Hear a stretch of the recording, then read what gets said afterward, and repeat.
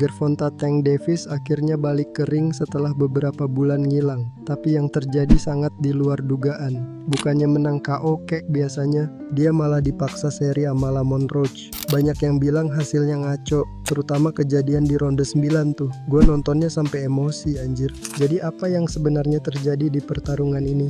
Dari ronde pertama, fight ini langsung beda dari ekspektasi orang-orang. Semua mikir Tank bakal ngegas dari awal, tapi yang kejadian malah kebalikannya. Ronde pertama sama kedua tuh slow banget, dua-duanya masih baca-baca gerakan, nyari celah buat mukul. Masuk ronde 3 sama 4, Tank mulai nunjukin powernya. Dia makin aktif ngeburu Roach, ngincer badan biar lawannya capek duluan. Tapi Roach kagak diem aja, dia punya game plan buat main di luar jangkauan Tank. Pakai jab buat jaga jarak. Beberapa kali dia juga nge-counter lumayan bersih. Masuk ke ronde ke-5 sampai ke-7, fight makin ketat. Di antara keduanya, Tank emang punya power advantage, tapi Roach pinter banget cari momen buat nge-counter. Dia nggak kelihatan takut dan beberapa kali bisa bikin Tank kena pukulan bersih. Bahkan Roach mulai kelihatan percaya diri dan makin sering maju. Jarang-jarang lawan Tank kelihatan pede gini. Di ronde ke-8, Tank mulai ningkatin intensitas. Dia ngejar lebih agresif, masuk lebih dalam, dan beberapa kali sukses ngenain Roach dengan kombinasi ke tubuh dan kepala. Tapi lu lihat counter ini nih. Kaki Tank sempet ngilang cuy. Di ronde ke-9 ada satu kejadian yang bikin semua orang bingung. Di tengah-tengah fight, tiba-tiba Tank berlutut ke kanvas. Penonton langsung heboh, mikir itu knockdown. Wasit buru-buru ngecek tapi dia nggak ngitung itu sebagai knockdown.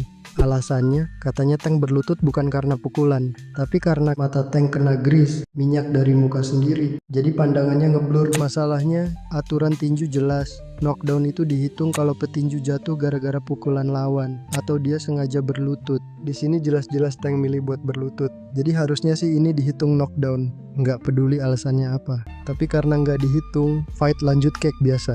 3 ronde terakhir tuh susah banget buat di scoring. Kalau Roach mukul pasti ada aja tuh balasannya Tank.